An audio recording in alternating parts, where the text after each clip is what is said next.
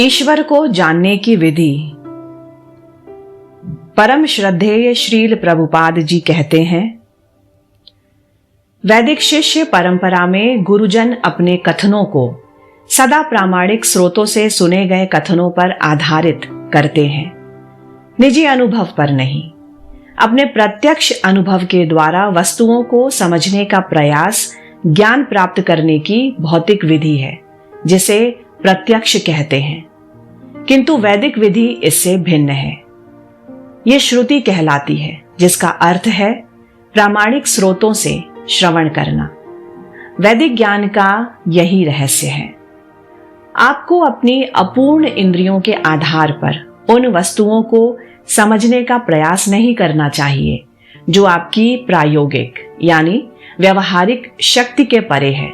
यह संभव नहीं। मान लीजिए कि आप ये जानना चाहते हैं कि मेरा पिता कौन है। क्या आप प्रयोग द्वारा पता लगा सकते हैं? क्या यह संभव है? नहीं। तो आप किस तरह जान सकते हैं कि मेरा पिता कौन है? उचित अधिकारी यानी अपनी माता से सुनकर, उनसे बता के। यह साधारण ज्ञान की विधि है, ज्ञान की बात है। जब आप प्रायोगिक विधि से अपने भौतिक पिता को नहीं जान सकते, तो इस प्रायोगिक विधि से परम पिता को कैसे जान सकते हैं? कृष्ण आपके पिता हैं। वो आपके पिता के भी पिता हैं, सर्व पिता हैं। अतः यदि आप प्रायोगिक विधि से अपने ही पिता को यानी पहली पीढ़ी को ही नहीं जान सकते, तो भला इस तरह से आप ईश्वर या कृष्ण को कैसे जान सकते हैं? लोग प्रायोगिक विधि से ईश्वर को खोजते हैं, किंतु काफी खोज के बाद वे असफल हो जाते हैं। तब वे कहते हैं, ओह, ईश्वर कहीं नहीं है, मैं ही ईश्वर हूं। किंतु ईशोपनिषद कहती है कि मनुष्य को प्रायोगिक विधि से नहीं, बल्कि सुनकर यानी श्रुति के माध्यम से ईश्वर के विषय में जानना चाहिए। कोई किससे सुने? क्या किसी दुकानदार वाले से? क्या उचक्कों से? नहीं। मनुष्य को धीर से सुनना चाहिए। धीर का अर्थ है वो जिसकी इंद्रियां भौतिक प्रभाव से चलायमान नहीं होती। उत्तेजना कई प्रकार की होती है, मन की, वाक शक्ति की, क्रोध की तथा जीव, उदर एवं जननांगों की चंचलता। जब हम क्रुद्ध होते हैं तब सब कुछ भूल जाते हैं और कोई भी बेहूदगी कर सकते हैं तथा अनाप शनाप बोलते हैं। जीव की उत्तेजना के लिए नाना प्रकार के विज्ञापन हैं। यह शराब है, यह है मुर्गी का मांस, यह है गोमांस। क्या हम शराब, मुर्गी के मांस या गोमांस के बिना मर जाएंगे? नहीं। कृष्ण ने खाने के लिए मनुष्यों को अनेकानेक अच्छी वस्तुएं दे रखी हैं, यथा अन्न, दुग्ध, फल आदि। गाय प्रचुर मात्रा में दूध देती है, वो भी अपने लिए नहीं अपितु मनुष्यों के लिए। यही उचित आहार है। ईश्वर कहते हैं, हे गऊ, यद्यपि तुम दूध देती हो, किंतु तुम उसे पी नहीं सकती। यह उन मनुष्यों के लिए है जो पशुओं से अधिक उन्नत हैं। निस्संदेह बचपन में पशु अपनी माता का दूध पीते हैं, अतः बछड़ा गाय का कुछ दूध पीता है। लेकिन गाय अधिक दूध देती है और ये अधिक मात्रा निश्चय ही हमारे ही लिए है। हमारे लिए ईश्वर ने जो उचित भोजन नियत कर दिया है, उसे ही हमें स्वीकार करना है। लेकिन ऐसा नहीं हो पाता। जीव की चंचलतावश हम सोचते हैं, मैं अन्न, दुग्ध उत्पाद, शाक तथा फल खाकर क्यों संतुष्ट होऊं भला? मैं तो कसाई घर जाऊंगा, कसाई घर चलाऊंगा और इन गौओं का वध करूंगा। जिस तरह मैंने अपनी माता का दूध पिया था, उसी प्रकार गायों का दूध पीकर मैं अपनी जीभ की तृष्टि हेतु उनका वध करूंगा। आपको ऐसी बेहुदा बातें नहीं सोचनी है, अपितु आपको धीरों या स्वामियों से सुनना चाहिए, जिन्होंने अपनी इंद्रियों को वश में किया हुआ है। स्वामी या गोस्वामी वो है जो अपनी वाणी, मन, क्रोध, जीभ, उदर तथा जननांगों पर नियंत्रण रखता है। कालिदास की सुंदर काव्य कृति कुमार संभव में शिव को धीर कहा गया है। जब शिव की पत्नी सती ने यह सुना कि अपने पिता द्वारा संपन्न किए जाने वाले यज्ञ में शिव का घोर अपमान किया जा रहा है, तो उन्होंने आत्महत्या कर ली।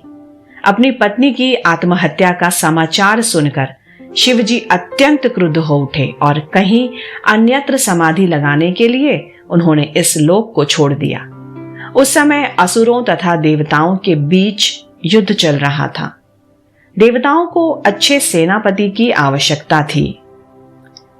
वे इस निर्णय पर पहुंचे कि यदि शिवजी एक पुत्र उत्पन्न कर दें तो वो पुत्र असुरों के विरुद्ध युद्ध में उनकी अगुवाई कर सकता है। ध्यान करते समय शिवजी बिल्कुल नग्न थे, अतः सती की पुनर्जन्मा पार्वती को उनकी वासनेन्द्रिय को चंचल बनाने के लिए भेजा गया, किंतु वे उत्तेजित नहीं हुए, वे मौन रहे। यहीं पर वो कालिदास ने कहा है कि यहाँ एक धीर है, वो नग्न है और एक युवती उनके लिंग का स्पर्श कर रही है, फिर भी वे विचलित नहीं हुए। धीर का अर्थ है वो उत्तेजित होने का कारण उपस्थित होने पर भी विचलित ना हो जाना। यदि कोई उत्तम भोजन रखा हो तो उसे चखने के लिए मेरी जीभ को उत्तेजित नहीं होना चाहिए। यदि कोई अति सुंदर लड़की या लड़का हो तो मुझे भी संभोग के लिए विचलित नहीं होना चाहिए। इस तरह जो धीर होता है वो उपर्युक्त 6 चंचल बनाने वाले शक्तियों को अपने नियंत्रण में रखता है। जैसा अभी कहा, ऐसा नहीं था कि शिवजी नपुंसक थे, वे धीर थे। इसी तरह कृष्ण अनेक लड़कियों के साथ, गोपियों के साथ नाचे, किंतु उनमें किसी प्रकार की काम वासना नहीं जगी। अतः आपको किसी धीर व्यक्ति से श्रवण करना होगा। यदि आप किसी अधीर से सुनेंगे तो आप जो भी ज्ञान प्राप्त करेंगे वो व्यर्थ होगा। ईशोपनिषद में एक छात्र अपने गुरु से पूछने के लिए उसके पास जाता है तो गुरु ये कहते हैं, मैंने इसको प्रामाणिक स्रोतों से सुना है। गुरु अपने निजी अनुभव से कोई नई ईजाद नहीं करता, वो जो सुने रहता है उसे ही प्रस्तुत करता है। इसलिए हमें किसी वस्तु की खोज नहीं करनी, सब कुछ विद्यमान है। हमें ऐसे धीर व्यक्ति से केवल श्रवण करना है जो 6 प्रकार के वेगों से विचलित नहीं होता। ज्ञान प्राप्त करने की यही वैदिक विधि है। यदि हम किसी अन्य विधि का उपयोग करने की कोशिश करेंगे तो हम अविद्या से प्रच्छन्न रह जाएंगे। ईशोपनिषद कहती है, जो अविद्या तथा दिव्य ज्ञान की विधि को एक साथ सीख सकते हैं वे ही बारंबार जन्म मरण के प्रभाव को लांघ सकते हैं और अमरता के पूर्ण वरदान का आनंद उठा सकते हैं। लोग ये नहीं जानते कि अमरता है क्या, वे इसे पौराणिक विचार मानते हैं। उन्हें अपने ज्ञान के बढ़े चढ़े होने का गर्व रहता है, किंतु ऐसी अनेक बातें हैं जिन्हें वे नहीं जानते और ना ही वे उन्हें अपने प्रयोगों की आधुनिक पद्धति से कभी जान सकेंगे। इसलिए यदि आप असली ज्ञान चाहते हैं तो आपको वेदों से यह ज्ञान प्राप्त करना चाहिए। इन्हीं वेदों के अंग स्वरूप 108 उपनिषदें हैं, जिनमें से 11 अत्यंत महत्वपूर्ण हैं। इन 11 में से ईशोपनिषद सर्वोपरि है। उपनिषद शब्द में उप का अर्थ निकट है, अतः ईशोपनिषद का ज्ञान आपको कृष्ण के निकट ले जाएगा। आपको 2 बातें जाननी चाहिए, माया क्या है और कृष्ण क्या है, तभी आपका ज्ञान पूर्ण है। निस्संदेह कृष्ण इतने अच्छे हैं कि यदि आप किसी तरह उनके पूर्ण शरणागत होते हैं तो आपको ज्ञान की खोज करने की आवश्यकता नहीं रहेगी। तब आप न केवल यह जान सकेंगे कि कृष्ण क्या है, बल्कि आप स्वतः समझ जाएंगे कि माया क्या है। कृष्ण आपको भीतर से बुद्धि प्रदान करेंगे। अतः गुरु तथा कृष्ण दोनों की कृपा से मनुष्य भक्ति ग्रहण करता है। सो कैसे? उनकी कृपा समानांतर पटरियों पर चलती है। यदि आपको अभी तक कोई गुरु नहीं मिला है किंतु आप निष्ठावान हैं तो कृष्ण आपको प्रामाणिक गुरु के पास पहुंचा देते हैं, और यदि आप प्रामाणिक गुरु पा जाते हैं तो वो आपको कृष्ण के पास ले जाएगा। कृष्ण आपके हृदय में सदैव चैत्य गुरु, भीतर के गुरु रूप में आसीन रहते हैं। इसी चैत्य गुरु के रूप में कृष्ण स्वयं को बाह्य गुरु के रूप में प्रकट करते हैं। इसलिए गुरु कृष्ण का प्रत्यक्ष प्रतिनिधि होता है। ईशोपनिषद कहती है कि हमें विद्या तथा अविद्या को जानना चाहिए। अविद्या भौतिकतावादी ज्ञान के वेश में अज्ञान है। श्रील भक्ति विनोद ठाकुर ने अपने एक गीत में लिखा है कि भौतिक ज्ञान की प्रगति केवल माया के दायरे की प्रगति है। आप भौतिक ज्ञान में जितना ही बंधते चलेंगे उतना ही कम कृष्ण भावनामृत को समझ पाएंगे। भौतिक ज्ञान में बढ़े चढ़े लोग सोचते हैं, इस कृष्ण भावनामृत आंदोलन से क्या लाभ।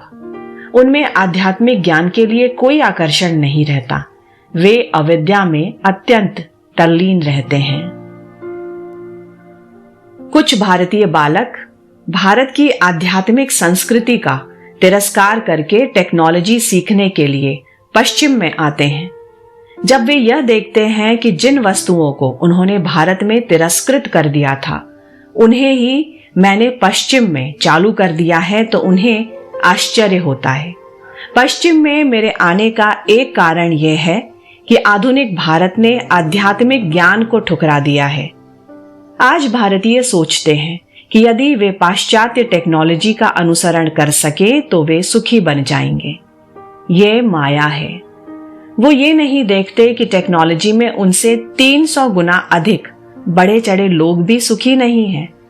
कम से कम अगले 300 वर्षों तक भारत ना तो अमेरिकी और ना ही यूरोपीय टेक्नोलॉजी की बराबरी कर सकेगा, क्योंकि पाश्चात्य देश दीर्घकाल से टेक्नोलॉजी का विकास करते रहे हैं, किंतु सृष्टि के आदिकाल से भारतीय संस्कृति आध्यात्मिक संस्कृति रहती आई है। विद्या या सच्चा आध्यात्मिक ज्ञान टेक्नोलॉजी पर आश्रित नहीं होता। श्रील व्यासदेव वैदिक ज्ञान के आदि गुरु हैं। वे किस तरह रह रहे थे? बद्रिकाश्रम में एक झोपड़े में।